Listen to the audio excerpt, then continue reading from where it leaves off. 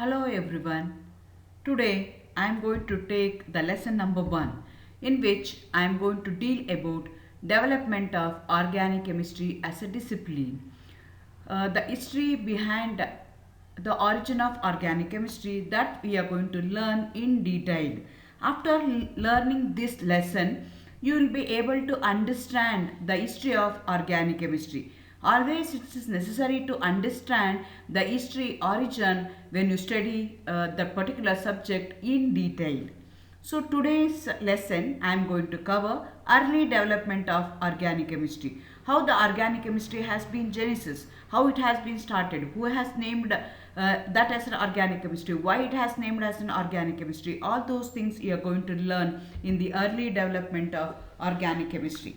Later there was a theory which tried to explain the origin of organic compound, that is called as vital force theory, popularly called as VFT. That also we are going to learn in this lesson.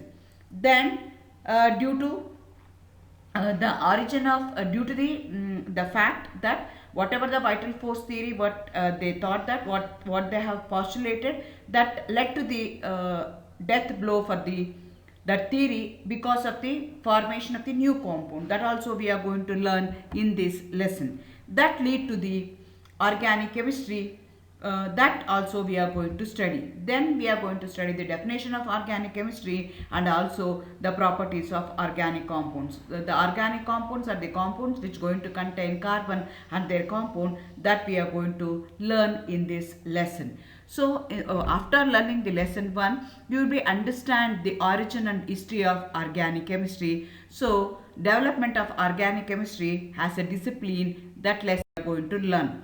Many organic compounds were known to prehistoric man, like alcohol, because alcohol is the one of the oldest chemical that known to the people, known to the man, but he didn't call that by an alcohol, he didn't identify that as an organic compound, but he used to call by different names in different places.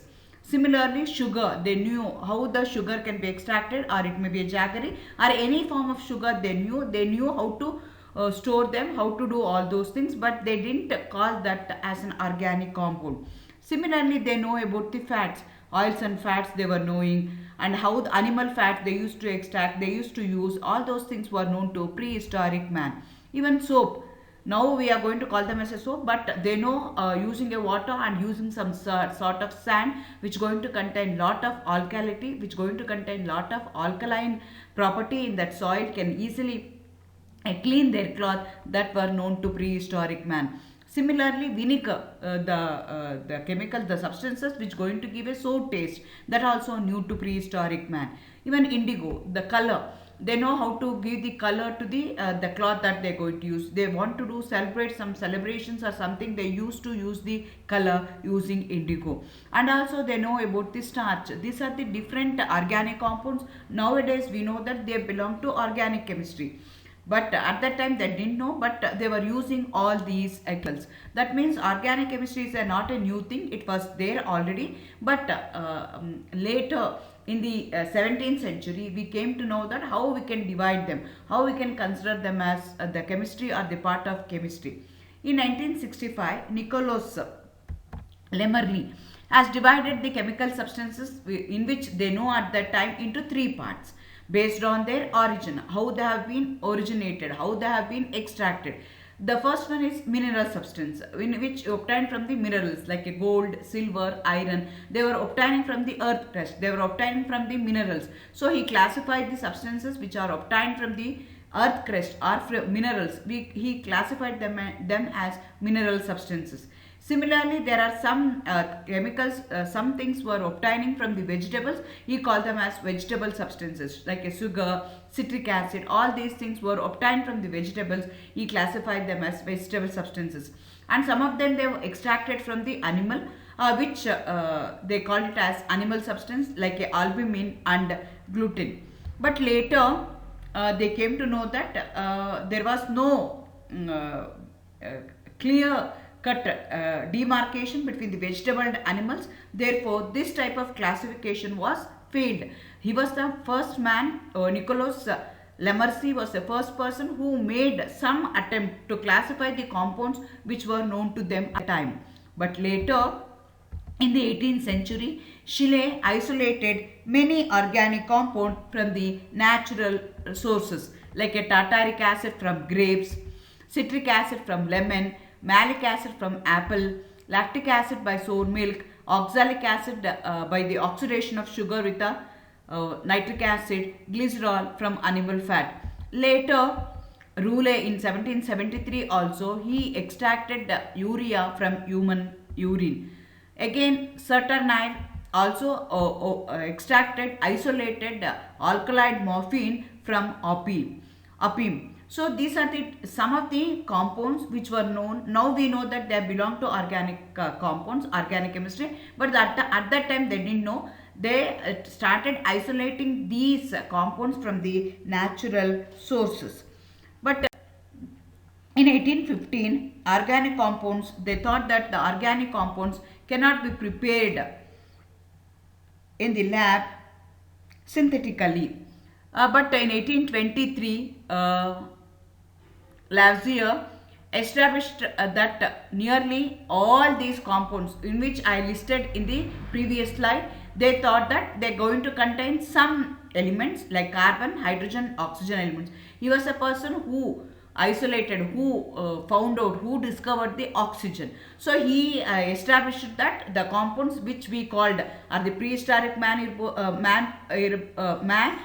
whatever the isolated from the natural sources, he thought that all those chemicals are isolated and they are going to contain three elements: carbon, hydrogen and oxygen.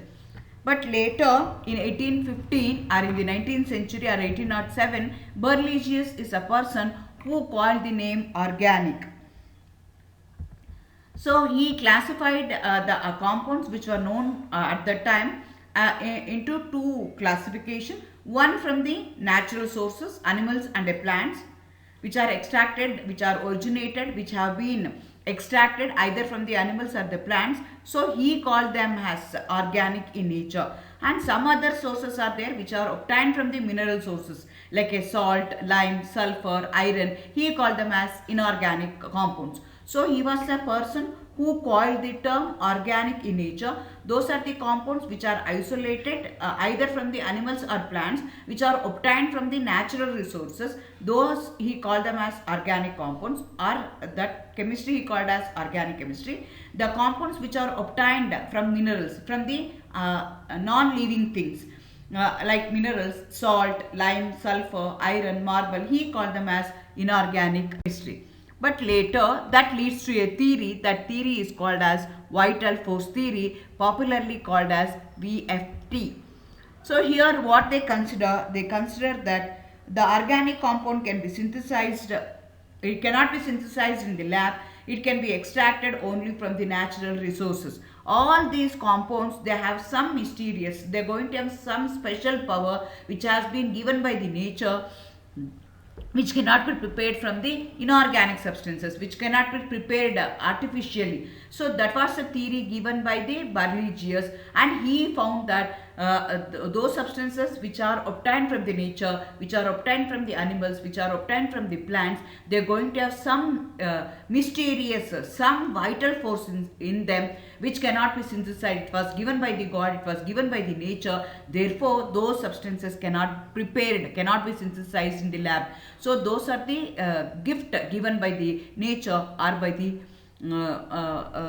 God. That's what they thought in the vital theory. But later, when Friedrich Huller accidentally, when he was doing some other activity in the lab, artificially he has prepared urea.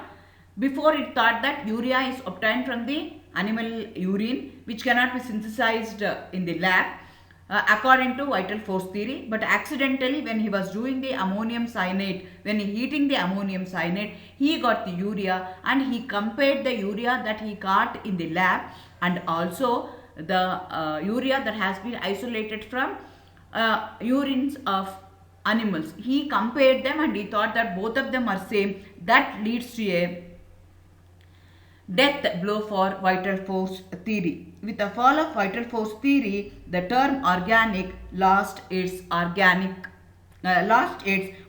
significance. So what the Berlioz was thought, those are the substances which have some mysterious force in them, which cannot be synthesized, which are obtained from the nature, which are obtained from the animals and the plants. We are going to call them as organic. But because of the formation of the urea in the lab, synthesis of the urea in the lab led to the death blow of vital force theory, that led to the significance of origin of the word organic has lost. Later, Kolbe has synthesized acetic acid and Henel synthesized ethyl alcohol, which they thought that the substances which cannot be synthesized in the lab are synthesized, that led to the death blow of vital force. After the isolation of the urea, Huller wrote a letter to the Berlioz, and Huller is called as the first organic chemist who has synthesized the organic compound urea. Urea is the first organic compound that has been synthesized in the lab. After synthesizing that, he wrote a letter to the Berlioz. I cannot, so say, hold my chemical water. I must tell you that I can make urea without needing any kidneys or anyhow an animal, be it animal or a dog. So they used to extract the urea from the animal urine or by the human urine or by the dog urine. He wrote a letter, so there is no need for the needing of the kidneys or animals, human being or a god or a dog, whereby I can easily prepare the artificial urea in the lab. So with that, again Berlioz will going to give a reply in a human manner. When one has to begin his immortality with a urine, there is everyone's reason to end the trip of paradise in the same way, and truly the doctor has found the proper path to achieve the immortal fame. So those two scientists, even though there is a rule, there is a theory, that theory has been fall down, it led to the death, even though there were a very cordial relationship between those two, and they're going to replay in a scientific manner. One scientist will going to appreciate the other. So that led to the origin of organic chemistry. Nowadays we are going to call organic chemistry as the study of carbon and their compounds. But later they came to know that all the organic compounds which they are going to contain carbon, except carbon tetrachloride and carbon tetrabromide, all of them they are going to contain carbon and hydrogen. Therefore they again redefined the definition of organic chemistry as study of hydrocarbons and their derivatives. So this is a way that there is an origin from 16th century to 18th century or 19th century, how the chemistry, the organic chemistry has been growing in step. So when you consider the organic compounds, you come across organic compounds in all the fields in our day-to-day life. They can be isolated as well as prepared in the lab. These are some of the properties of organic compound. Mostly build up of only three elements: carbon, hydrogen and oxygen. These are the main. Along with that, they may also contain halogen, nitrogen, sulfur, phosphorus to a lesser extent. But larger extent, they are going to contain only the three elements: carbon, hydrogen and oxygen. And also their structures are very complex, and they are going to have high molecular weights.